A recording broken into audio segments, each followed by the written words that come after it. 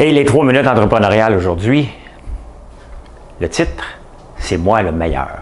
Hein, on l'entend souvent, ça. On est meilleur, c'est nous autres les meilleurs. Tu sais, c'est difficile d'utiliser ce mot-là. Et dans le fond, c'est un mot qu'on ne peut pas dire. Je vous raconte une anecdote.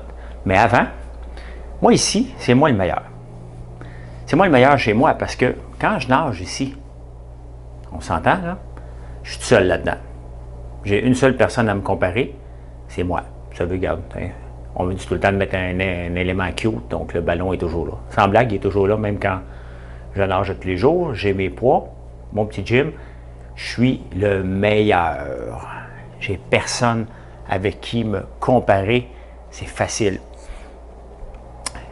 Quand j'ai fait un super presque parfait à un moment donné, il y a des gens qui... il y a un chauffeur de taxi qui me dit « Je pourrais t'aider avec ton site web, c'est moi le meilleur. » Là, j'ai fait comme « OK. Dis-moi pourquoi tu es le meilleur. »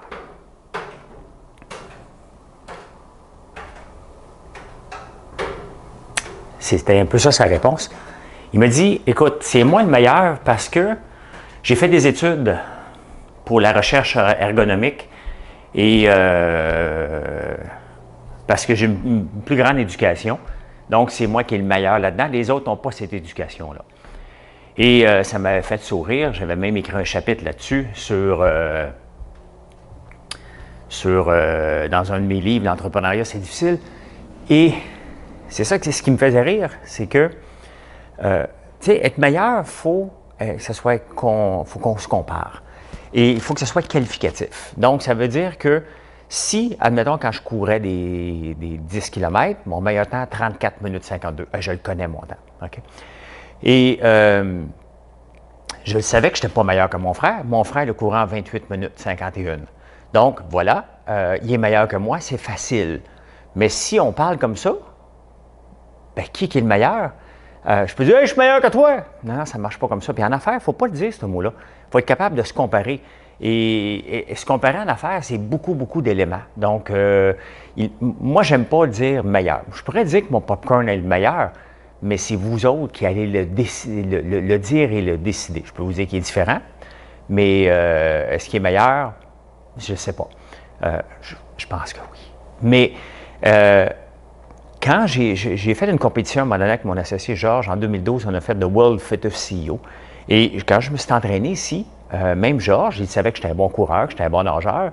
Puis il m'a dit « François, tu vas déclencher. » Donc, je suis parti d'ici, moi, avec l'objectif de gagner la compétition. Je pensais que, sincèrement, j'étais pour être le meilleur. Mais quand je suis arrivé là-bas, j'ai fait comme « Oh boy! » Je n'avais pas vérifié qui était ma compétition.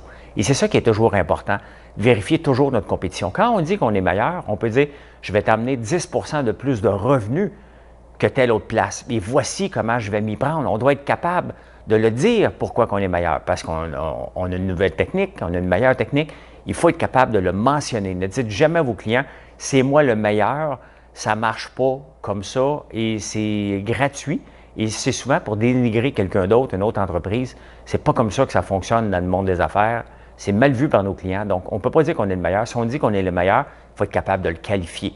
J'ai un meilleur gars sur la pelle mécanique parce qu'il va le faire en 8 heures. Il a gagné des concours. Ça, ce sont des données qualificatives et quantitatives.